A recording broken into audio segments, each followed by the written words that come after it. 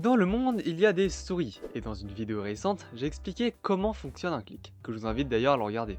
Ce que j'avais montré à l'intérieur de la souris, c'est ce que l'on appelle un switch mécanique. Cependant, il existe aujourd'hui de plus en plus de switches dans les souris et les claviers, dites optiques, parce que rien que le nom, c'est déjà plus stylé. La différence entre les switches mécaniques et optiques, c'est que les mécaniques utilisent des matériaux conducteurs pour détecter un clic, tandis que les optiques le font avec de la lumière. Mais alors, à quoi ça sert de mettre de la lumière dans un truc alors que ça a l'air difficile à fabriquer et ça ne se voit même pas puisque ça se situe à l'intérieur?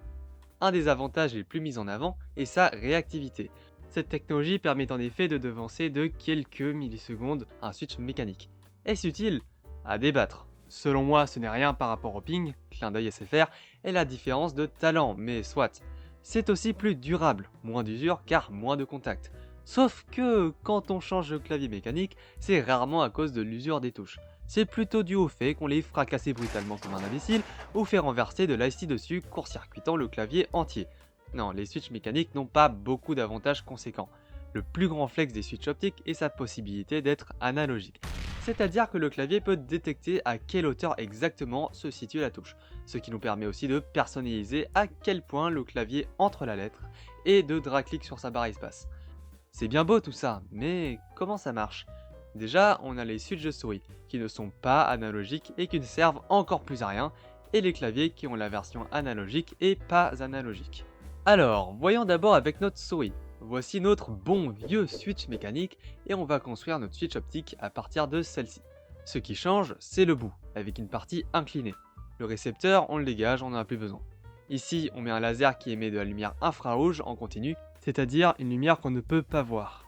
Ça présente un grand nombre d'avantages. C'est plus facile à faire, c'est moins cher, ça consomme très peu d'électricité et ça n'interfère pas avec la lumière ambiante. Mais pour la clarté de la vidéo, on le met en rouge. On remarque que ce faisceau est bloqué par notre plaquette. Quand on clique, celle-ci descend, la lumière passe et atterrit sur un photorécepteur comme par exemple une photodiode. C'est un peu comme un petit panneau solaire, quand elle reçoit de la lumière, ça fait de l'électricité et ça envoie donc un signal à l'ordinateur. Déjà, ça enlève le problème du debounce. Avec nos bons vieux switch mécaniques, le métal a tendance à rebondir. Ça envoie donc plein de signaux et ça, c'est embêtant. La souris doit donc attendre pour être sûr qu'on ait bien cliqué avant d'envoyer le signal à l'ordinateur. Avec nos switches optiques, ce problème n'existe plus. Dès que la lumière passe, la souris comprend qu'il faut envoyer le signal à l'ordinateur sans se poser la moindre question, ce qui nous permet de gagner énormément de temps. Enfin, énormément de temps, quelques millisecondes. Avec le clavier, on peut faire la même chose. Par contre, pour ajouter une fonction analogique, il existe des manières diverses et variées de détecter à distance avec de la lumière. D'une part en bloquant graduellement la lumière émise, ou avec un miroir. On sait que lorsqu'on projette de la lumière en forme de cône, avec une lampe torche par exemple, plus on éclaire loin, plus l'intensité lumineuse diminue. Il suffit alors de placer un miroir à l'envers, la lumière est reflétée sur le miroir et atterrit sur le capteur de lumière. Plus le miroir est loin, moins l'intensité lumineuse est élevée. Le fait d'appuyer sur la touche permet donc de régler l'intensité lumineuse au niveau du capteur. Plus il y a de lumière, plus le capteur génère de l'électricité, et donc en fonction du courant obtenu, le clavier peut détecter la hauteur de la touche avec précision. D'ailleurs, ça nous permet ainsi de faire des touches qui s'activent une première fois à une certaine hauteur, puis une deuxième fois. Alors pour le coup, je n'arrive pas à concevoir dans quelle situation c'est pratique, mais bon, pourquoi pas après tout.